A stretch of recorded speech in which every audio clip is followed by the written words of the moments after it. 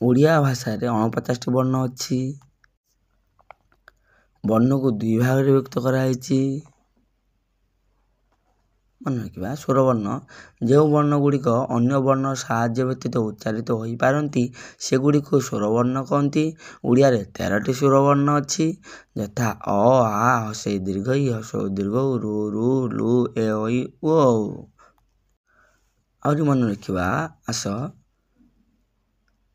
ଉଚ୍ଚାରଣ ଅନୁସାରେ ସ୍ୱରବର୍ଣ୍ଣକୁ ଦୁଇ ଶ୍ରେଣୀରେ ବିଭକ୍ତ କରାଯାଇଛି। ହର୍ଷ ସ୍ୱର, ଦୀର୍ଘ ସ୍ୱର।